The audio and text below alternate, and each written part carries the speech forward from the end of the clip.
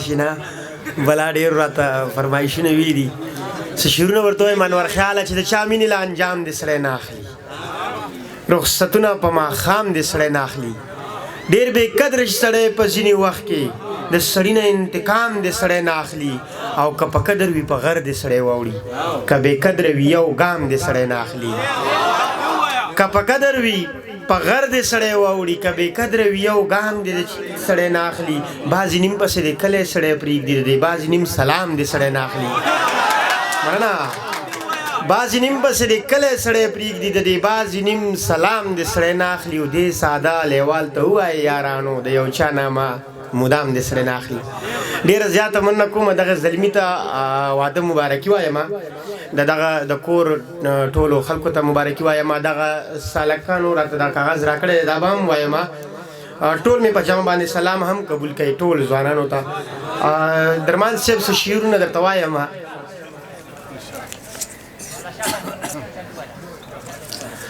نور الله ته او دغه د واده زلمي ته هم دغه شعرونه ډالۍ کوم نو بیا به خپل شعرونو ته راشم چې د ښار د شور راغلم د ښار د شور راغلم د سپین او تور راغلم په سر سرتور راغلم د زړه ټکور راغلم د سترګو تور راغلم د هر پیغور راغلم تا پسې ګور راغلم تا پسې ګور راغلم ډېره زیاته مننه دغه نظم درته وایم چې ډېر د لوړې راخطا شوم د یو چا نه چې جدا شوم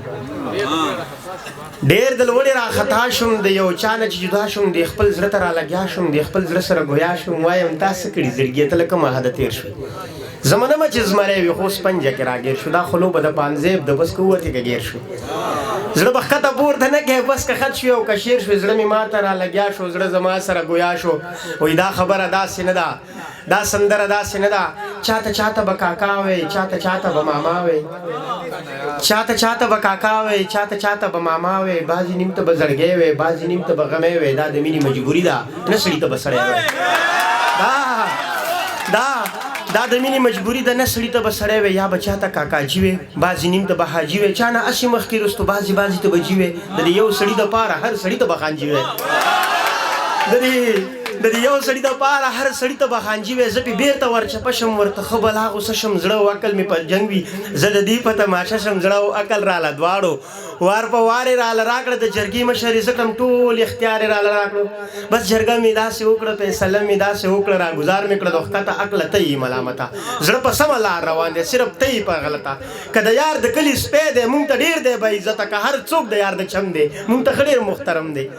عقل ما ته وایي لیواله بس په تا کې دغه غم دی بس صنم دی او صنم دی بس صنم دی او صنم دی دغه بل فرمایش وکړم چې له مودو نه مروره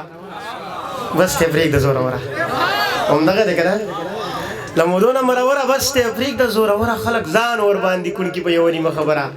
ښه د مینې ډک سړی وي خو د مینې ناخبره او ذره فکر در کې نشته مسلمان یې که کافره ستا په غم کې عمر تېر شو بې تعلیمه بې هنره زه تا وګټله خادشیزه مابیله بختوره زه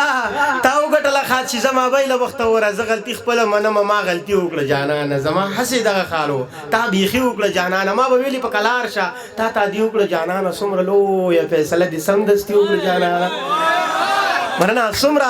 څومره لویه فیصله دې سمدستي وکړه جانانه اوس ته چېرته کې یې ورکه یې زما نبي درکه یې زما د زړګي خانه یې زما د زړه ملکه جدایي زغملی نه شي بېرته راشه ونه ځکه ما دې نښې سنبال کړي دا پانزیب دا دې کنجکه ما دې نښې سنبال کړي دا پانزیب دا دې کنجکه زه چې زوتي نه ریباره له دې ګډو له کنډکه کډه کوډه د رانغاړه د لیوال سره حقلک نه مونږ نه پاتې د ریباره ستا خواري زمانین ځکه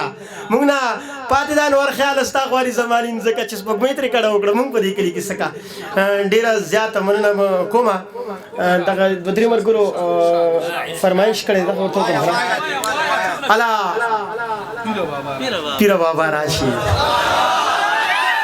الا